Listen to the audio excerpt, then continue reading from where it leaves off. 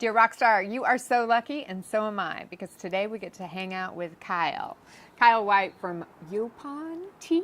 Yaupon. I always say it wrong. Yaupon. Yeah. Yaupon. Yaupon. Say it 5 times. Yaupon, Yaupon, Yaupon, Yaupon, Yaupon. That was 6. All right, there you go. All right. For But, everyone that doesn't know you already, tell us a little bit about Yaupon. okay, so essentially what Yaupon is, Yaupon's a native plant here in Florida, the Yaupon holly.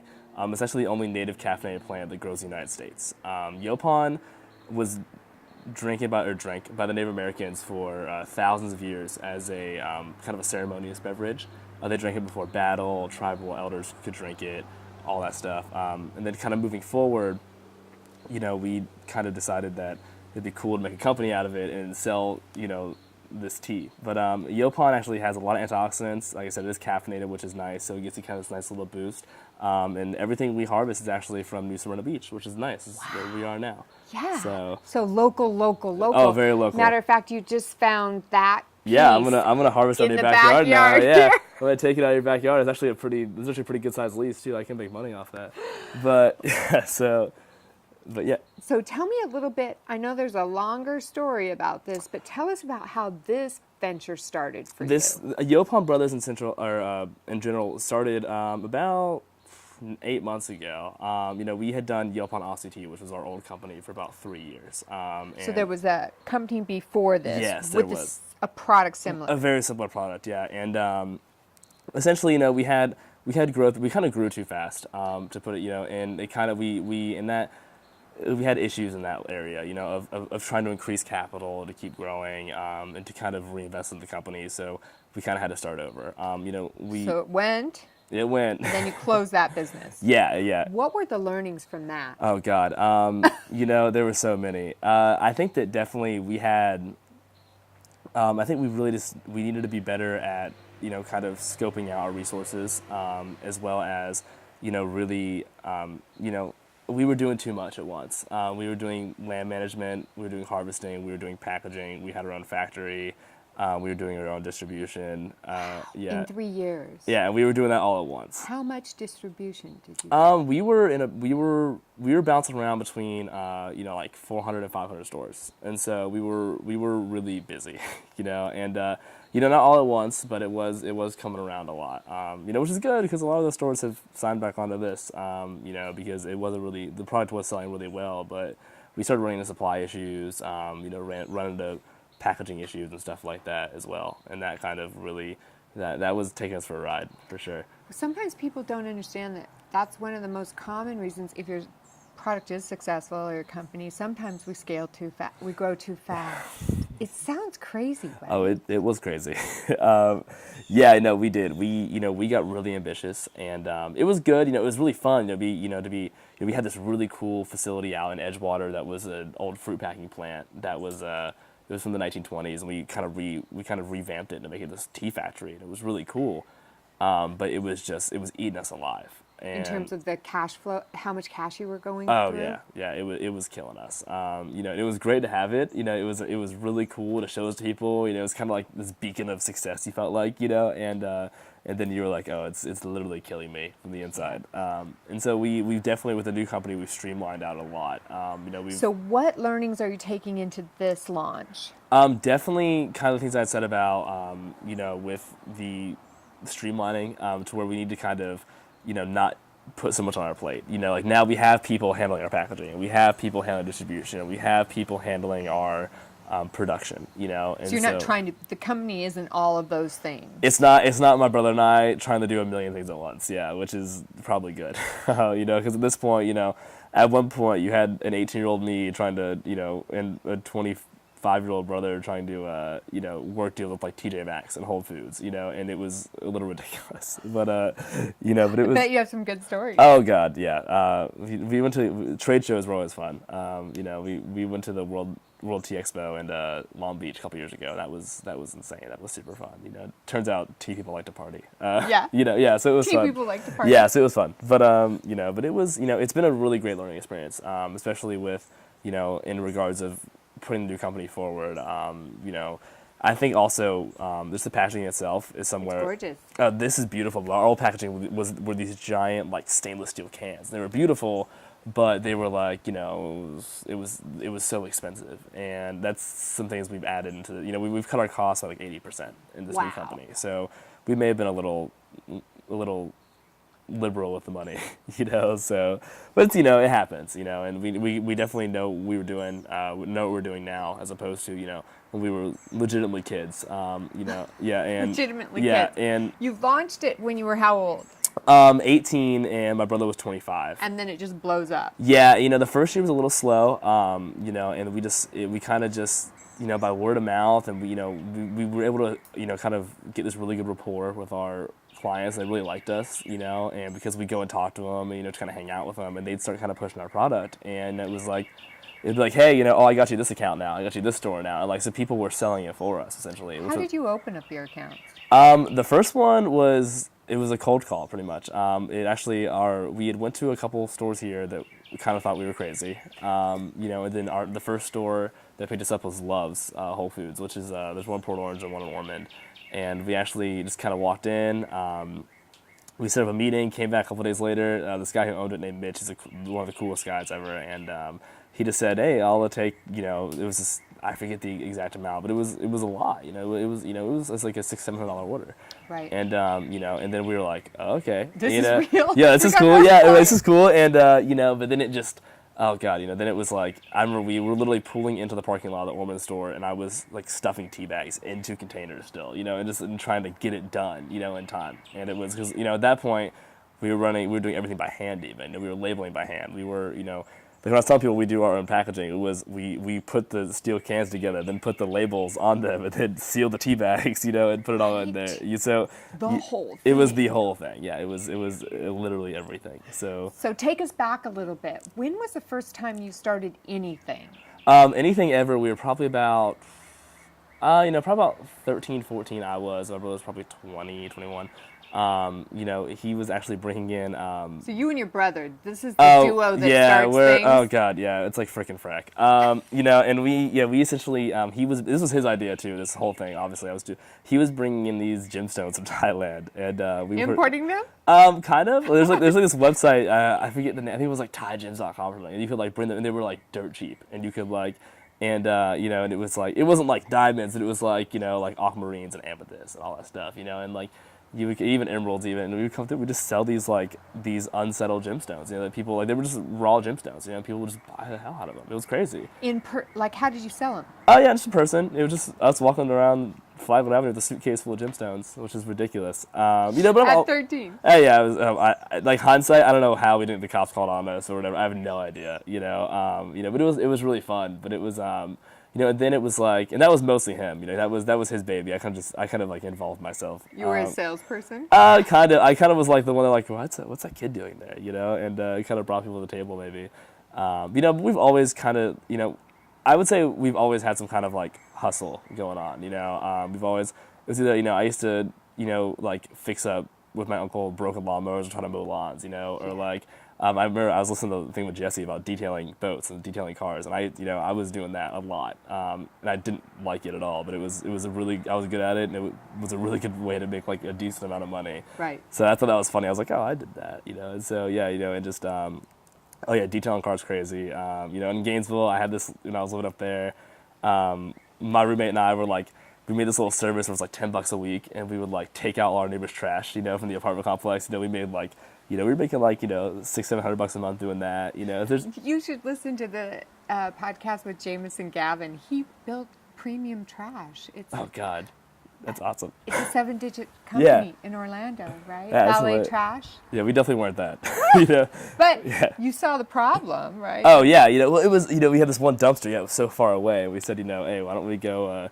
We'll go over there and get some going out money, as you could say, and and we'll go and we'll get this. We started knocking on doors saying, hey, $10 a week, and it would, we would take your trash out. Just we'll leave it out on this day, and we'll come get it, and it was. Okay, so how and why? So for many people, starting something or being the person that's the entrepreneur, the maker, right? Yeah. Is so difficult. Why is it so easy for you? Or what about it Maybe total disregard for risk. I don't know. But no, it's really, I've never liked, I'll be straight up, I've never liked having like bad jobs. To where like, I've worked in restaurants, I've worked in, jobs that weren't good, that the money was just really bad, and you're like, I just working at Starbucks, that was okay, but it was, you're making minimum wage and you're working yourself to the bone, and I said, well, if I'm going to work myself to the bone, might as well make some money out of it, and, so that's always kind of what it was. It was always kind of that desire to like rise above that, and The pain of giving all your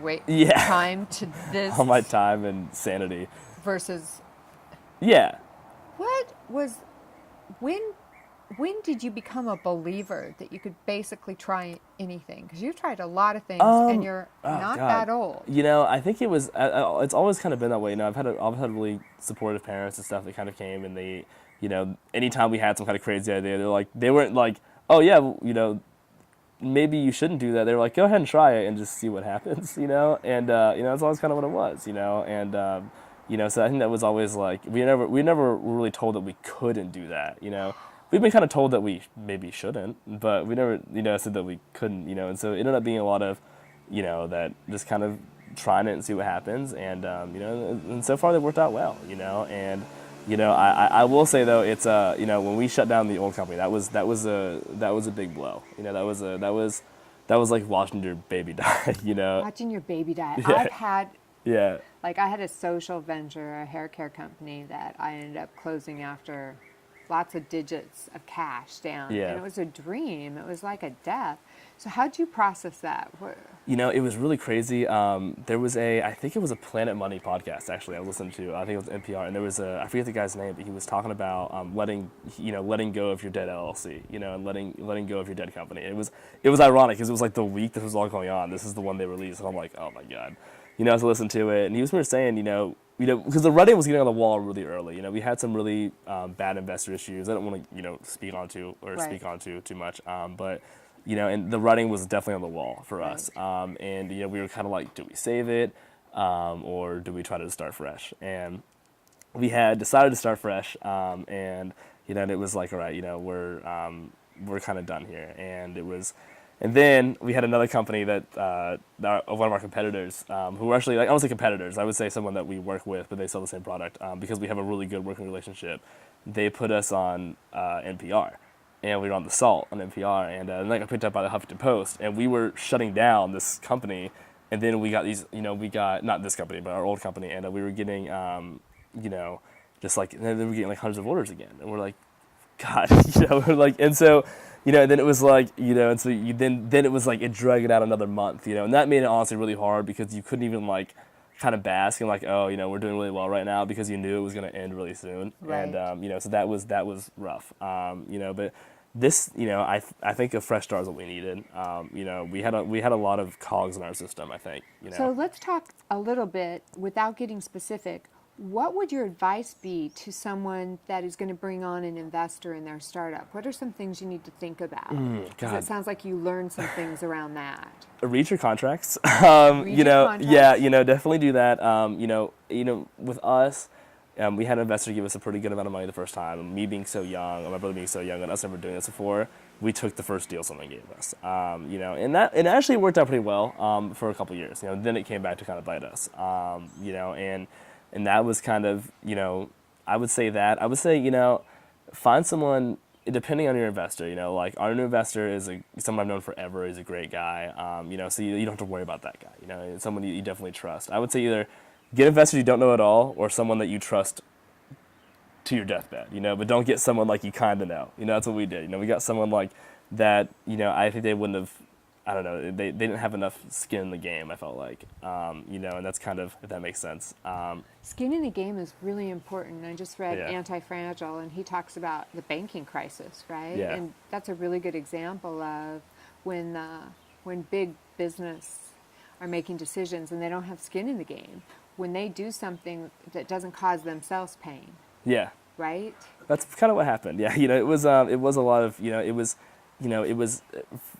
a lot of, for that particular person, it was a lot of it was dollar signs, which is understandable. They're an investor, but for us it was, this was our baby, and we tried to explain that, it was when we started Yaupon, there was no one doing it. Right. You know, we were the only ones. Now there's 6 companies doing it. You know, and so, well, now I guess 7 with us coming back on the game. And, you know, so we had to create a market. You know, it wasn't like creating a, we weren't creating. People weren't begging for Yaupon. No, I mean, people didn't know what it was. You know, Right. there was, you know, it wasn't like creating a, you know, it wasn't like, oh, just market your business. It was, we had to market an entire market. You know, we had to do, you know, we had to do so much groundwork, and so you had so much sweat into it. You know, and you know, and so then, which is good because you clear the path for everyone else to come through. We kind of opened the floodgates. You know, that we Started the had, market. yeah, you know, that we had, you know, 6 or 7 companies come through, and there's usually one popping up every couple months, you know, Yeah. which is good and bad. You know, it's, I think at this stage right now for us, you know, we've got, you know, I think it's because we're still kind of in that new market phase where we can, I think honestly, the more people we have in the game is probably good because it kind of markets it. It makes it more, I guess you could say, a home name than Yeah. people, you know, saying, what's this crazy plant you're trying to make me drink, you know? So And what's your vision now with this? you know, the cool thing is about it is I think the vision is really kind of endless. You know, I would love to make it a household name. You know, I'd love to make it, you know, that you'd have your Folgers and a Yaupon right next to it. You know, I love that. You know, I don't know how that Like would herb amat.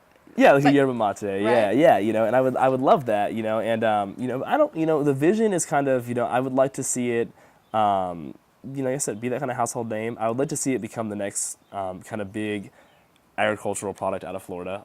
You know, we're working on, you know, trying to make it actually an agricultural friendly product because, you know, you can plant it in rows and not have to touch it with no water, no fertilizer, anything. You know, with all the environmental issues we have going on right here in Florida with the citrus crops and the sugarcane crops and all that stuff, we're trying to make that our next big push, you know, to make it an environmentally friendly agricultural product. So have you engaged in and are you talking to farmers and looking at, because right now it grows wild, Yeah, right? yeah. So it's hard. Yeah, it's hard to convince them to grow this plant that grows everywhere in their backyard. No, it's, you know, we have a little bit. We've spoken to some, you know, some universities that want to help us out with that. You know, UF and Texas A&M have wanted. You know, UF actually tried in the '60s to make Yaupon a viable crop, but there's no company doing it. And then, you know, now, you know, 50 years too late. You know, Right. we showed up, and but they are getting kind of interested again, which is nice. So we're trying to work on that with them. You know, which is good, and you know, but we are really. I would love to see that be a huge agricultural thing. That would be good for us. It'd be good for the, you know, it would be good for the environment here. It'd be kind of good for everybody, you know, if we can make it a profitable crop. Because right now it is, you know, our margins are incredible.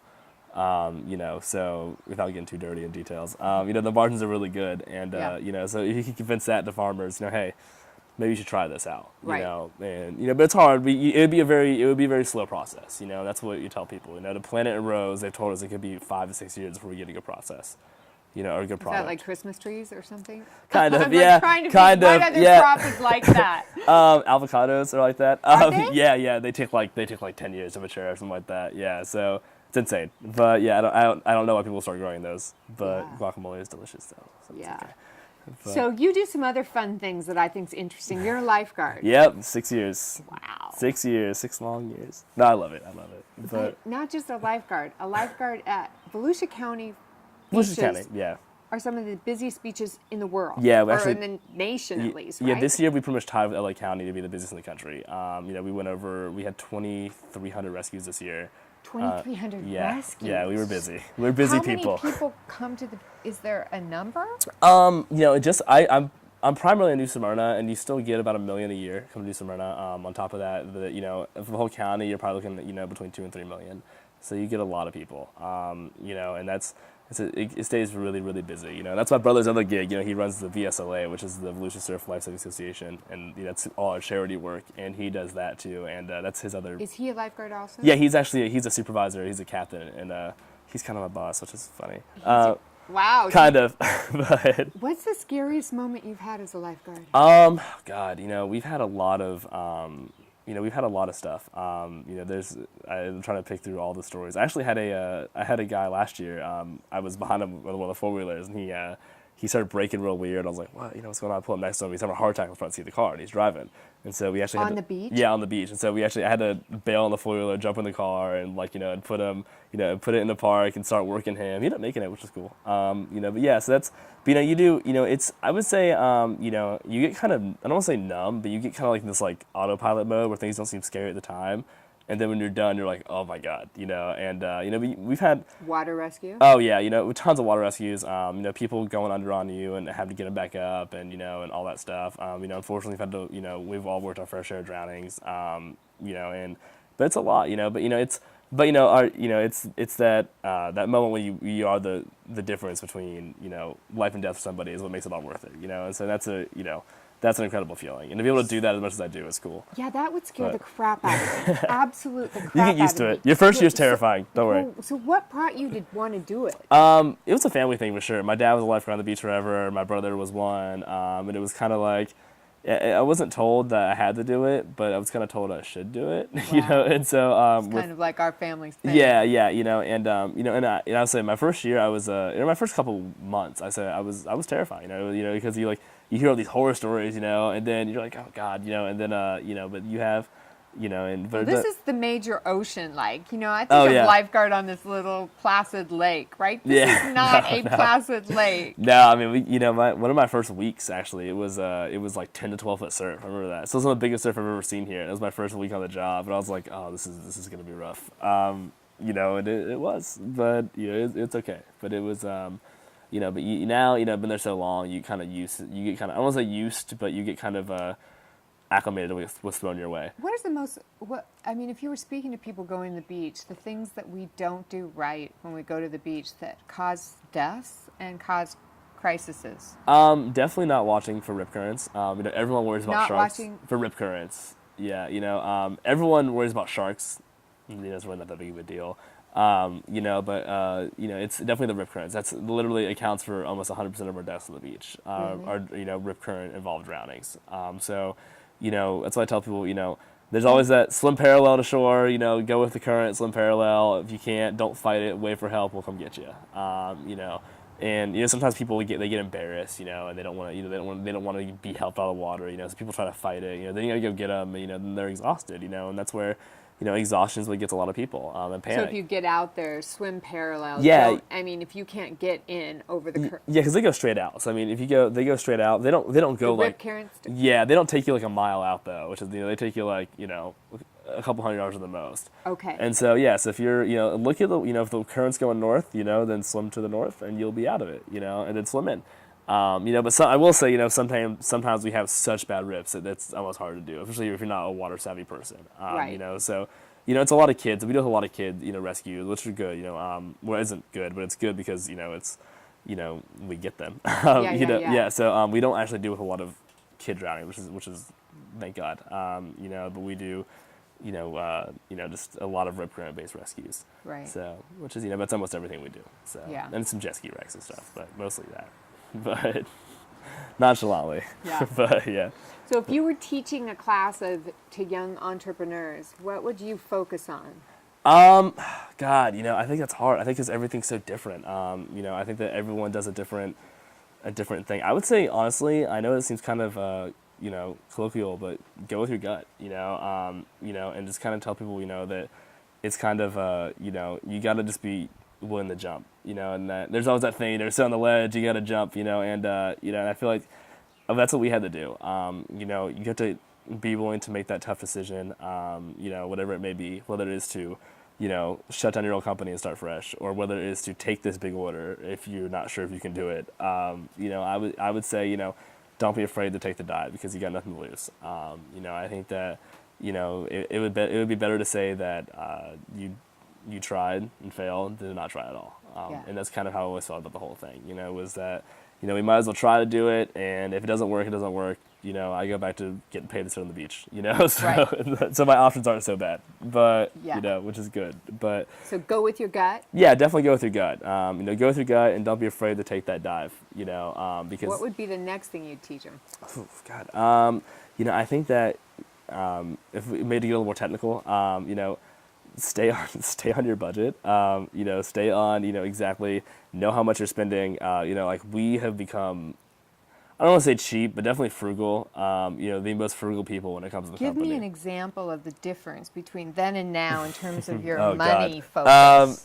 For example, our last package, this would have sold for about $17. This one now is going to sell for about wholesale. I think it's going to be $5.99. So we've cut our price 60%. I'm sorry, a lot. So we found out ways to do things cheaper. I think we explored our options. That's probably another thing I would say too is definitely don't take the first thing that comes at you.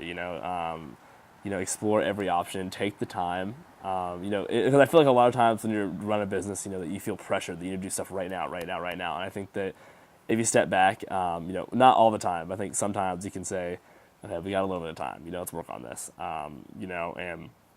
For this, my plan was we were trying to launch this in a month. Last year, and then we kind of sat back and we said, let's just do this right. And now we're launching June 1st. To a full retail launch. And so, so we sat back and kind of just worked everything out. And kind of worked all the kinks out. Instead of just renegading it like we used to. Yeah. Yeah, and it was fun that way. It was always interesting, but we kind of just we're playing it much more calculated this time. Yeah. I think, which is good. Yeah. For us. Yeah. So when you see, like, you've got friends around you that are struggling to get started or to start something, they might have real passions. Yeah. What do you think are the biggest obstacles? I always, definitely around here too, especially is money. I think money is a huge obstacle for people. Just willing to find the investor or find, find that person that can give you. Because I think people are afraid to go to their money, or, to their, friends and family for money here too. And people always either go way too big or way too small. Like people realize, we had 3 or 4 Kickstarters that failed until we found an investor. We actually found our investor off Kickstarter, our old investor. He said, why don't you shut down Kickstarter and, meet with us? And we did. And it worked out well for a couple of years. But, but I would say, I say for them the biggest challenge would be, I said money. New Smyrna, I love the city to death, but there isn't a lot of resources here, I feel like. It's not like being in Orlando or Gainesville or, Jacksonville where, there's a lot of angel investing firms. There's a lot of stuff where you can bring your stuff to people and, put off the ground, So it's, if you aren't really going to look for resources, then they're really hard to find here. Yeah. I feel like in Orlando. So be in a resource-rich place. Yeah, like for sure. One of the issues is maybe you don't have enough resources around you. Oh yeah, for sure. Yeah, or set your business up to where, like around here, it's where you could find resources. That's why everyone here does like fishing stuff and and all that, and surfwear. And a lot of people do that kind of stuff. Like the people realize the guy that started Oakley lives in New Smyrna. Greg Arnett lives here. And I think either definitely kind of like go right in your territory. Like figure out what is the regional strengths and what are the resources here. Which here's everything water, is here. Water, beach, tourism. That's all of it. So and compared to like Orlando or Gainesville, it's completely different. It's like actually more like strict business. And I feel like we kind of fall right in the middle. Because we're not exactly like aquatic based or like sports based, but we're kind of like we're kind of a catch-all, which I like, so we can it's a very versatile product, which I'm happy about. So that's kind of our business model is, we're not going to be afraid to pivot on anything this time either. I would say we kind of were before, and I think this time we've got it down to where we can pivot wherever we want, which is nice. We're very mobile at this point, which is good. So way better, but yeah. So what's the advice you'd give to your younger self? And it'd have to be a very young self. But Oh, God. Be smarter. Always, no, just, I think there was definitely times, and kind of be a little serious, that there was, where I was afraid to take opportunities, where there was times where I was like, that makes me uncomfortable, or I don't know if that'll work, so I didn't take it, that it could have been a really good chance. And I think, that's things I may have really screwed up. And so I would say tell my younger self to be in my current self to not be afraid to take to take those risks. I think I'm becoming a lot more risk adverse as I get older. But what have you learned about fear?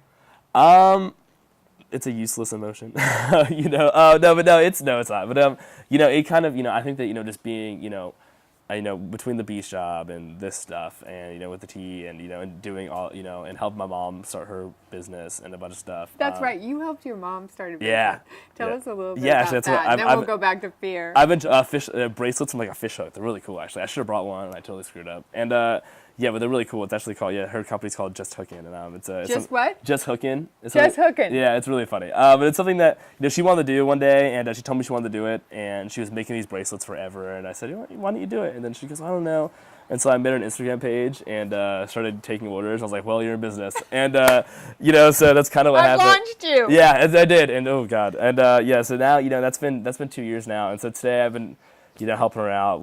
She's got the craft beer fest, and then she's got another fish tournament, and then there's something else going on tonight she's doing. And so I've been running around like crazy all day. I doing love that. this. Okay, so back to fear. Yeah. It's a useless emotion, and I would say, between, I just kind of learned how to, swallow it, I guess you could say a little bit. live with it? Yeah, definitely. I think, that, there's no, because I've always kind of felt like, fear kind of like it isn't real, it's like, yeah. And so it's like and so I feel like, I've always been, kind of burned more running from fear than facing it, so if that makes sense, so it's like, I feel like that, you might as well face it and see what happens, between the beach job and having, having to swallow it because that's your job, and then this because it's something I wanted to do, you definitely learn how to deal with it, and I think that, and also putting yourself in, now my new thing is like, I try to put myself in like as many uncomfortable situations as possible, just to like, just because how bad can it get, and it's kind of how I've been acting lately, and it's maybe a little irresponsible, but it's actually helped a lot, and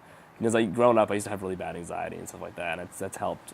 I can't imagine if you had bad anxiety, you'd become a lifeguard at the busiest beach almost in the world, and you're launching another big business. So it's like, yeah, it doesn't make any sense. I know it's No, I think that I think it was always, the anxiety thing was something that always kind of like fueled me. I think it was like I was able to kind of channel it to be afraid of like failing, and so that's kind of. What do you think about failure now? I feel like it doesn't bother me nearly as much. I think that, I think it's just about kind of getting back up and brushing your shoulders off. And, I think that, I think once you take that first initial blow, and you kind of go through the motion with that. And your then first face plant. Yeah. Like, and you're almost like a little angry, and like, but then it's like, but you kind of use it as like motivation. You start going through and kind of, just really pushing it and to make sure it doesn't happen again, So actually, I still have it. I don't know if my brother, but I have one of my old canisters that the day we kind of found out, like when everything kind of came through that this old company wasn't gonna work, I had like just thrown this giant metal canister to the ground, like destroyed to pieces. Angriest I ever had. I still have it. It's like a reminder of like, hey, let's not go there again. And that's kind of where I'm at now with it. I still have it in my room. It's on my shelf. Yeah. And people always ask me what's this thing doing, but like, it's a long story. But it is, I think to have that little kind of reminder, hey, let's make sure it doesn't happen, Yeah. And that would be, because I don't want to go through that again, but I probably will eventually, but not with this company, so, but, it's been just an incredible learning experience. Where do you go for inspiration? Do you have a certain book that has had a huge impact on you? I definitely get inspiration from a lot of places. Definitely inspired by my brother for sure. He's this crazy hardworking person. My parents as well. They were always the same way. They were always, they had like, my dad was a police officer. My mom was a pretrial officer, and they never made a lot of money. We always had this like, we always had this really, this great childhood and stuff. And I've always been inspiration from that. They, if they can make it happen with what little they had, then we can make something happen. And I think that I've always. And there's been a plethora of books, One that comes to mind? Oh God, there was one. I forget the guy who wrote it, but it was about Solomon's Rules, about King Solomon. I used to read that one a lot. I forget the guy that wrote it though, because I feel like it sounds like an idiot now. But but it was it's kind of a book going through like, hey, pretty much like the whole thing is like, don't burn anybody if you don't want to get burned, and that's kind of how I've always felt kind about of the golden rule. Yeah, pretty much. Right? It's like worded differently. Right? Golden rule. Yeah. But I love it. So I kind of jump around, books to from all sorts of books. Do you listen to podcasts? Oh yeah, I Do go you podcast read? crazy. What are your favorite podcasts? Well, like business wise, Wall Street Journal's got some good ones. Planet Money. Reuters. No, not Reuters. Pretty much all the NPR ones. I go Reuters for all the other stuff. That's how I get my news. But then like funny wise, listen to a lot of Tom and Dan if you know them or not. They're from Orlando. I listen to them all the time. Tom and Dan. Yeah. I don't think I do. I need some more funny. It's real vulgar, but it's real funny though. But it's they're on 104.1 too. But like for like an hour a day. But yeah, it's so I jump around podcasts a lot. I find all sorts of Hidden Brain is my new favorite one. It's the new NPR one. It's like crazy psychology stuff, and I love it. I listen to that one all the time. And so I jump around podcasts. Same like books. Like I just kind of like pick up a book. I'm like, that sounds cool. And I read it. Then I like. How many books do you have going at once? More than one? Like a million. Yeah. Yeah. I have a whole bookshelf. I'm like, I think I finished that one. I don't know. Browse and read. Yeah. 2 different things. Skim. Yeah. Skim everything. Yeah. So, but especially in textbooks. Oh God, that's how school goes right now. Yeah. But, yeah. So as we get ready to wrap up, is there anything else you'd like to say or add or say to starters and makers? Like I would say definitely, if you have that. If you have that idea or that dream, or just go for it, because you only get one shot at this whole thing, and and there's no point, because that 9 to 5 thing is always going to be there, no matter what, that if that job you have is going to be there, so then just go for something else. You might as well do something else on top of that, because if you fail, then you just go right back to where you are right now. That was my decision when I left Gainesville. It was like, the worst I can get is where I'm at right now, so I was like, might as well just see what happens, and I feel like yeah, just don't be afraid to take that dive, and I feel like people, I don't know if it's a societal thing or or if it's human nature in general, but I think people just are becoming, people are really risk adverse, and they, which is I guess good and bad, because they don't, but they don't, it keeps them jumping off buildings at the same time, it doesn't, they don't take that metaphorical jump to, starting their own business, or starting, or going after that. Maybe fully living. Yeah, or finding out what they really love. Yeah, and I think I see that a lot of people, to where, that, they're happy-ish, but not, but I feel like, they have these dreams and potentials that they just didn't reach, and because they were afraid to, and that's, it's understandable, but for me, I definitely didn't want to be that way. So that was always like that's where the anxiety thing comes in. I kind of drove that, I kind of rechanneled that anxiety to like, that's my biggest fear. We're going to push off from that, and that's what it was. But yeah, so pretty much that would be it.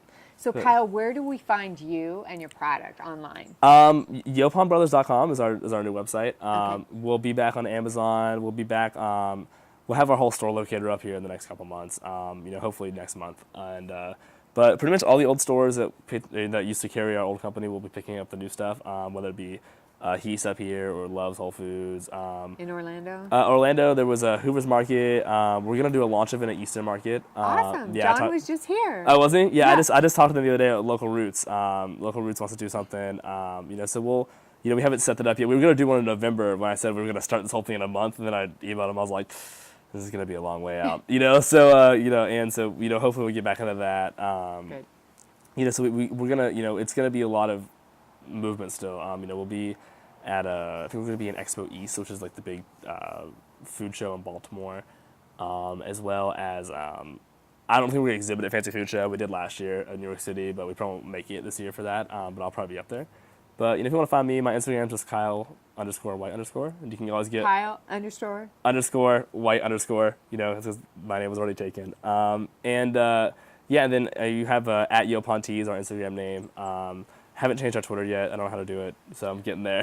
Changed our Twitter handle, but it's at Yaupon AussieT. That's our old company. But hopefully that Twitter handle will change soon. And on Facebook, that's our biggest form. I wouldn't say that. It's just Yaupon Brothers as well. Yaupon Brothers. Yeah, YAUPON. Awesome. So it's been a really cool experience so far. Thank you for sharing our story and being thanks for having me. Non-risk adverse. Yeah, I know, right? You are a rock star. I tried. Thank you so much for having me. It's been so much fun.